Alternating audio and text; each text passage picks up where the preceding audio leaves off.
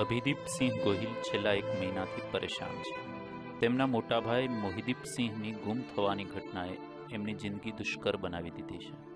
ભાવનગર જિલ્લાના મોણપર ગામના મોહિદીપસિંહ દુબઈની જામપુર ઇન્ટરનેશનલ કંપનીના સ્કુઆ જહાજમાં માસ્ટર હતા. તે કંપનીના જહાજમાંથી 13 ફેબ્રુઆરીએ ગુમ થયા. ગુમ થયાના બીજા દિવસે પરિવારજનોને તેમની ગુમ થયાની જાણ કરાઈ અને 12મી તારીખે એમની ફ્લાઇટ મુંબઈથી જોહાનિસબર્ગ હતી. જોહાનિસબર્ગથી વિન્ડહોક જે નામીબિયાનું કેપિટલ છે ત્યાં દુબઈની જે કંપની છે જામપુર ઇન્ટરનેશનલ એનું શિપ ત્યાં પોર્ટ ઓફ લુડિટ્સમાં હતું અને ત્યાંથી એમને ચાર્જ લેવાનો હતો. એટલે 12મી તારીખે રાત્રે 10 વાગે એ પોર્ટ ઓફ લુડિટ્સ પહોંચ્યા. 10 વાગે શિપ ઉપર પહોંચી ગયા હતા.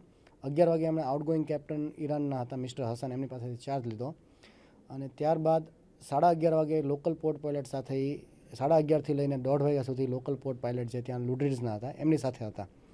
છેલ્લી વખત અમને જે કંપનીએ જણાવ્યું છે એ મુજબ 4:30થી 5 વાગ્યા સુધીમાં એમને છેલ્લી વાત ચીફ ઓફિસર સાથે થઈ કે એમને શિપ હટાવવાનું હતું પણ વિઝિબિલિટી ક્લિયર નહોતી. એને હિસાબે એમણે કીધું કે આપણે સવારે સેલ કરશું અને 6 વાગે એમની કેબિનમાં તપાસ કરતા એ કેબિનમાં મળ્યા નહોતા.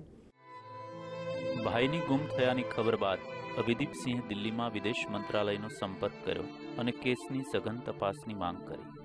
પણ આજે જાણે અભિદીપસિંહ લાચારી અનુભવી રહ્યા છે.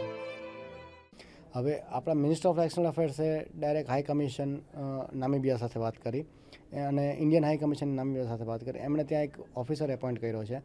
પણ જે પહેલા દિવસનો રિપોર્ટ 13મી તારીખે જે કંપનીએ પોલીસને જાણ કરી હતી લોકલ પોલીસને ત્યાં લુડિટ્સની એમણે જે રિપોર્ટ આપ્યો એ આપણી સરકારના પ્રયત્ન બાદ પણ સેમ રિપોર્ટ અમને 21મી તારીખે આપવામાં આવ્યો છે અને એ લોકોના કહેવા પ્રમાણે એમણે સીઆઈડીને જાણ કરી હતી પણ રિપોર્ટમાં કાંઈ નવું અમને જાણવા મળ્યું નથી અને રિપોર્ટમાં કોઈ કન્ક્લુઝન ઉપર એ લોકો પહોંચ્યા નથી. કદાચ સરકારી તંત્ર માટે આ કોઈ એક ફાઇલનું કાગળ હશે પણ જે પરિવારે પોતાનો પુત્ર ગુમાવ્યો હોય તેનું દર્દ તેનાથી વધારે કોણ જાણે. Bureau report, VTV.